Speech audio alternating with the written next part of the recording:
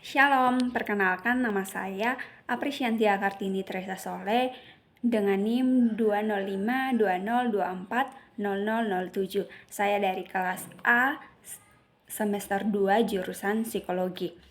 Pada kali ini saya akan mempresentasikan tentang konsep dasar psikometri mulai dari pengertian jenis-jenis tes hingga pada tahap pengukuran teori.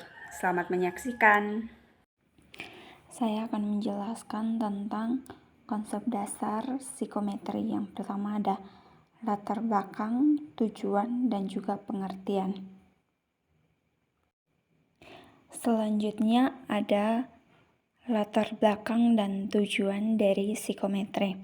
Nah, di sini psikologi sebagai ilmu yang mempelajari perilaku dan proses mental membutuhkan cara untuk mengukur aspek-aspek yang tidak dapat diamati secara langsung.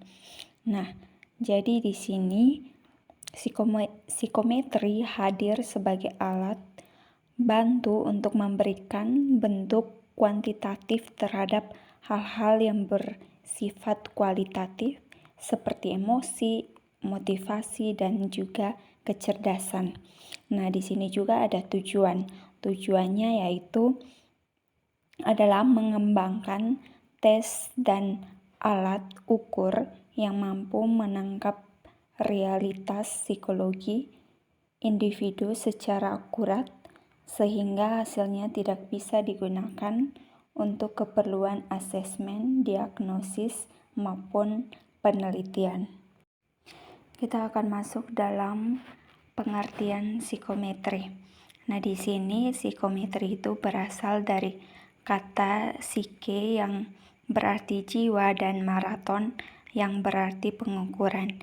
Jadi, psikometri adalah cabang dari ilmu psikologi yang memfokuskan diri pada perkembangan teori dan teknik pengukuran aspek-aspek psikologi manusia, seperti kemampuan kognitif, kepribadian, minat, dan sikap. Dalam praktiknya, psikometri juga digunakan untuk mengembangkan alat ukur atau tes yang dapat memberikan hasil yang objektif, reliabel, dan valid dalam mengukur konstruk psikologis. Kita akan masuk dalam karakteristik pengukuran. Di sini terdapat 3 konsep pengukuran. Yang pertama ada valid, reliabel, dan juga objektif. Nah, di sini pengertian dari validitas sendiri itu mengacu pada seberapa akurat suatu alat ukur apa yang seharusnya diukur. Nah, ini juga adalah aspek penting dari suatu alat ukur tanpa validitas hasil pengukuran. Dalam validitas tersebut terdapat 3 validitas, yaitu validitas kriteria, validitas prediktif, dan juga validitas kongruen. Nah, dari validitas kriteria itu yaitu menilai seberapa baik skor pada suatu alat ukur memprediksi suatu kriteria eksternal. Yang berikut adalah validitas prediktif, yaitu seberapa baik skor alat ukur memprediksi kinerja di masa depan. Contohnya yaitu skor tes bakat akademik yang memprediksi keberhasilan akademis di perguruan tinggi. Yang berikut ada validitas kongruen, yaitu seberapa baik skor alat ukur berkolerasi dengan ukuran lain dari konstruk yang sama yang dilakukan secara bersama-sama. Contohnya yaitu pada suatu tes kepribadian yang berkolerasi dengan penilaian kepribadian tersebut. Yang berikut karakteristik yang kedua yaitu reliabel. atau reliabilitas itu mengacu pada konsistensi atau keandalan suatu alat ukur untuk menghasilkan skor yang sama ketika diukur berulang kali pada kondisi yang sama. Nah, di sini suatu alat ukur yang reliable akan menghasilkan skor yang relatif stabil meskipun diberikan pada waktu yang berbeda atau oleh penilaian yang berbeda. Nah, di sini juga ada beberapa cara untuk mengukur reliabilitas. Yang pertama yaitu reliabilitas uji ulang atau test reset reliability, yaitu mengukur kestabilan skor alat ukur dari waktu ke waktu. Yang kedua adalah reliabilitas paralel, yaitu parallel form reliability, yaitu mengukur kesamaan skor antara dua bentuk paralel dan suatu alat ukur. Yang ketiga yaitu reliabilitas internal konsistensi atau internal konsistensi reliability, yaitu mengukur sejauh mana item-item dari suatu alat ukur saling berkolerasi.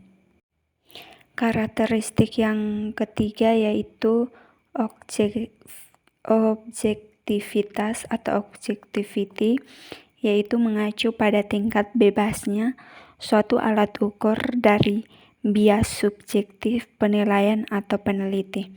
Nah, di sini suatu alat ukur yang objektif akan menghasilkan skor yang sama terlepas dari siapa yang melakukan pengukuran atau penilaian. Kita akan masuk dalam pengertian tes psikologi. Tes psikologi adalah serangkaian metode ilmiah yang digunakan untuk mengevaluasi berbagai aspek perilaku, kemampuan kognitif, kepribadian, dan juga emosi seseorang. Selanjutnya kita masuk dalam jenis-jenis tes psikologi. Di sini ada 3 tes. Yang pertama ada tes kepribadian, tes bakat dan minat, dan juga tes prestasi. Yang pertama itu tes kepribadian. Itu bertujuan untuk mengukur aspek-aspek kepribadian seperti introvert, ekstrovert, stabilitas emosi, dan lain sebagainya. Yang kedua itu ada tes bakat dan minat. Tes bakat dan minat ini agar mengetahui kecenderungan minat seseorang terhadap bidang tertentu dan potensi bakat yang dimilikinya. Yang ketiga ada tes prestasi, yaitu mengukur sejauh mana seseorang menguasai materi atau keterampilan tertentu yang telah dipelajari. Yang berikut itu ada pengertian variabel. Ada 2, yang pertama variabel laten dan juga variabel manifest. Saya akan jelaskan yang pertama itu variabel laten. Nah, di sini variabel laten adalah variabel yang diukur secara tidak langsung dengan menggunakan variabel yang dapat diamati. Nah, oleh karena itu, daripada mengukur sesuatu yang tidak bisa diukur, kita menyimpulkan nilainya menggunakan variabel yang bisa kita ukur. Misalnya, tidak ada unit untuk mengukur dedikasi karyawan atau pengalaman pengguna. Namun, variabel-variabel ini penting untuk meningkatkan budaya tempat kerja dan nilai produk. Contohnya yaitu penilaian pengalaman pengguna membuat survei untuk mengukur kepuasan pengguna terhadap desain web. Pertanyaan survei tidak dapat mengukur pengalaman pengguna secara langsung. Sebaliknya, mereka menyimpulkan kepuasan pengguna menggunakan beberapa faktor. Yang kedua yaitu variabel manifest. Adalah variabel yang dapat diukur secara langsung seperti usia, pendapatan, atau skor teks. variabel manifest digunakan untuk mengukur variabel laten dengan asumsi bahwa setiap variabel manifest merupakan indikator dari variabel laten yang diukur. Contoh, jika kita ingin mengukur konsep kecerdasan, maka kita bisa menggunakan beberapa variabel manifest seperti skor IQ, skor tes kemampuan bahasa, atau nilai rata-rata sekolah. Itu adalah pengertian dari variabel laten dan juga manifest. Kita akan masuk dalam pengukuran. Di sini ada 4 pengukuran, yaitu pengukuran nominal, pengukuran ordinal, pengukuran interval, dan juga pengukuran rasio. Nah, apa itu nominal, ordinal, interval, dan rasio? Yaitu didefinisikan sebagai 4 skala pengukuran mendasar yang digunakan untuk mengungkapkan data dalam bentuk survei kuesioner yang masing-masing berupa pertanyaan pilihan ganda.